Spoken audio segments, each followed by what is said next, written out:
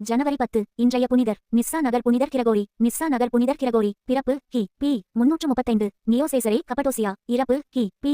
395. நிஸ்ஸா Cappadocia. நினைவு திருநாள் ஜனவரி 10. நிஸ்ஸா நகர் புனிதர் கிரகோரி கி.பி. 372 ஆண்டு முதல் 376 ஆண்டு வரையும், பின்னர் கி.பி. 378 ஆண்டு முதல் அவரது மரணம் வரை பதவியில் இருந்த நிஸ்ஸா ஆயர் ஆவார். இவரும் இவரது மூத்த சகோதரரான புனிதர் பாசில் மற்றும் புனிதர் கிரகோரி ஆகிய மூவரும் கப்படோசியன் தந்தையர் என்று அழைக்கப்பட்டனர். தமது மூத்த சகோதரர் கிரகோரியிடமிருந்த நிர்வாக திறனும் செல்வாக்கும் இவரிடம் இல்லாதிருந்தது. ஆனால் மூவொரு இறைவனுக்கும் நீச்சன் கிரீட் எனப்படும் கிறிஸ்தவ இலக்கணத்தில் பரவலாக பயன்படுத்தப்பட்ட சின்னத்துக்கும் பெருமளவில் பங்களிப்பாற்றிய ஆழ்ந்து கற்ற இறையியல் அறிஞர் ஆவார். கிரகோரியின் தத்துவ நூல்கள் ஆரிஜென் எனும் கிறிஸ்தவ இறையியல் கிரேக்க அறிஞரின் செல்வாக்கு பெற்றன. 20ஆம் நூற்றாண்டின் முற்பகுதியில் இருந்து கிரகோரியின் கல்விப் பணிகளில் குறிப்பாக உலகளாவிய ஆர்வத்தில் கணிசமான அதிகரிப்பு ஏற்பட்டிருந்தது. இது அவருடைய பல பாரம்பரிய இறையியல் விளக்கங்களுக்கு சவாலாக விளங்கியது. கிபி சுமார் 335 ஆண்டு கப்படோசியாவின் நியோசேசரே நகரருகே செல்வந்தர்களின் குடும்பம் ஒன்றில் பிறந்த கிரகோரியின் தந்தை மூத்த பாசில் என்று அறியப்படுகிறார்.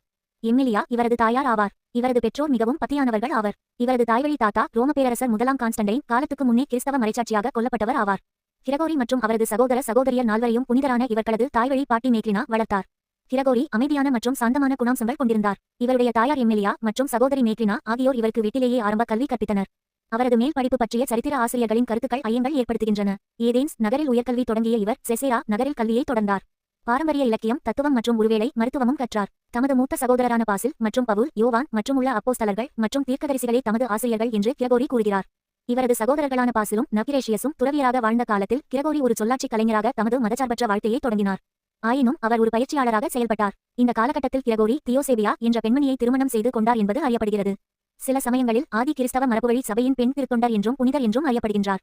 இது சர்ச்சைக்குரியது. எனினும் மற்ற வர்ணனையாளர்கள் திருத்தொண்டர் தியோசேபியா கிரகோரியின் சகோதரிகளில் ஒருவரென்றும் கூறுகின்றனர். பேரரசன் வலேன்ஸ் கிபி 371 ஆண்டு கப்படோசியாவை 2 மாகாணங்களாக பிரித்தார். இவை கப்படோசியா பிரைமா என்றும் கப்படோசியா செகுண்டா என்றும் அறியப்பட்டன. இது திருச்சபை எல்லைகளில் சிக்கலான மாற்றங்களை விளைவித்தது. அதன் பேரில் பல புதிய ஆயர்கள் உருவாக்கப்பட்டனர். செசேரா நகர தலைவராக இருந்த இவரது சகோதரர் பாசிலின் ஆதரவுடன் கிரகோரி புதிய மறைமாவட்டம் நிஸ்ஸா ஆயராக கிபி 372 ஆண்டு தேர்வு செய்யப்பட்டார்.